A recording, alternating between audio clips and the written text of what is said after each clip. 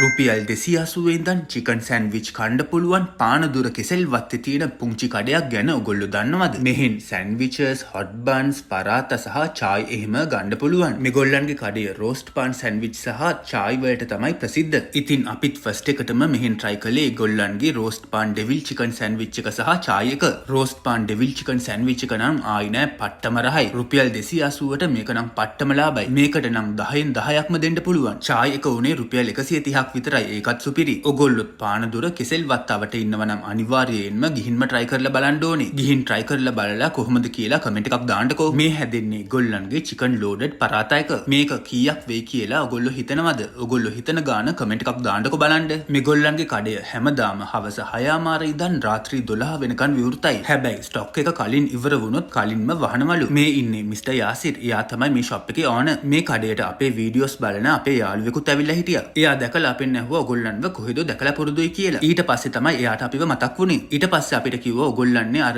Social media එකේ food reviews videos දාන්නේ කියලා. මෙයාගේ නම තමයි මිස්ටර් අනාස්. බොහොම ස්තුති බ්‍රෝ අපිව දැකලා කතා කළාට. ඔයගොල්ලොත් අපිව කොහෙදී හරි දැක්කොත් කතා කරන්න හොඳේ. අපි ලොකු සීන් දාන්නේ නැහැ. එහෙම කවුරු හරි දැකලා කතා කළොත් හිතට පුදුම සතුටක් දැනෙන්නේ. ඒක වචන වලින් කියලා නිම කරන්න බෑ. ඔයගොල්ලොත් මෙහෙන් කාලා තියෙනවා නම් ඔයගොල්ලන්ගේ අත්දැකීම කොහොමද කියලා කමෙන්ට් එකක් දාන්න. ඔයගොල්ලොත් පානදුර කෙසෙල් වත්තාවට ඉන්නවා නම් මේගොල්ලන්ගේ කඩේට ගිහින් මේගොල්ලන්ගේ පුංචි ව්‍යාපාරයට සපෝට් එකක් දෙන්න. මේගොල්ලන්ගේ ව්‍යාපාරයට උතුරන්නම හරියන්න ඕනි කියලා beautiful stories අපි සුබ පතනවා. අපි ආයෙමත් මේ වගේ තවත් ලස්සන වීඩියෝවකින් මුණ ගැහෙමු. එතකන් පරිස්සමින් ඉන්න. ජය වේවා.